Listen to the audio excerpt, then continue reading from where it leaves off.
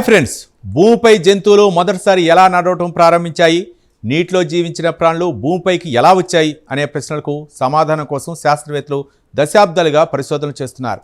ఇప్పుడు అంటార్క్టికాలో దొరికిన 38 కోట్ల ఏళ్ల పురాతన చేప శిలాజం ఈ గొప్ప పరిణామ రహస్యానికి కొత్త ఆధారాలు అందించింది. ఈ చేపలో కనిపించిన కొన్ని ప్రత్యేక లక్షణాలు జలచరాల నుంచి భూచరాలుగా మారిన తొలి జీవుల కథను అర్థం చేసుకోవడంలో కీలకంగా మారాయని పరిశోధకులు చెబుతున్నారు. అసలు ఈ పురాతన చేప ఏంటి, అది జీవ పరిణామ చరిత్రలో ఎందుకు అంత ముఖ్యమో ఇప్పుడు తెలుసుకుందాం. ఈ పరిశోధనను ఫ్లిండర్స్ యూనివర్సిటీ శాస్త్రవేత్తలు నిర్వహించారు. ఈ అధ్యయన ఫలితాలు frontiers in ecology and evolution జర్నల్లో ప్రచురితమయ్యాయి. ఈ పరిశోధనకు కొరిన్ మెన్స్ ఫోర్త్ నాయకత్వం వహించగా doctor Alice Clement, professor John Long, Joseph Jewitt వంటి శాస్త్రవేత్తలు పాల్గొన్నారు. శాస్త్రవేత్తలు అధ్యయనం చేసిన ఈ పురాతన చేప పేరు కోహారా లేపిస్ జెర్వికి.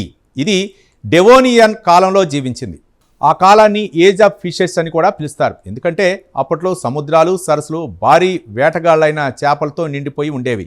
ఈ చేప శిలాజం అంటార్క్టికాలోని లాస్ట్లీ మౌంటైన్స్ ప్రాంతంలో బయటపడింది.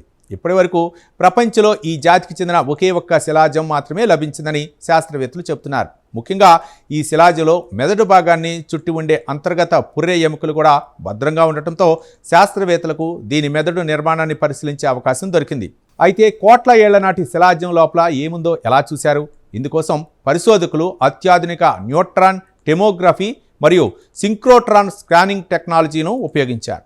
ఈ పద్ధతుల ద్వారా శిలాజాన్ని పగలగొట్టకుండా దాని లోపల నిర్మాణాన్ని 3D రూపంలో పరిశీలించారు. దీంతో వందల మిలియన్ల సంవత్సరాలుగా దాగి ఉన్న కీలక వివరాలు బయటపడ్డాయి. పరిశోధనలో అత్యంత ఆసక్తికరమైన విషయం ఏంటంటే, ఈ చేప మెదడు నిర్మాణం నీటి నుంచి భూమిపైకి మారిన తొలి 4 కాళ్ల వెన్నెముక జీవులకు దగ్గరగా ఉన్నట్లు గుర్తించారు. అంతేకాదు, దీని పుర్రె పైభాగంలో అదనపు గాలి తీసుకునేందుకు ఉపయోగపడే రంధ్రాలు కూడా ఉన్నట్లు శాస్త్రవేత్తలు గుర్తించారు.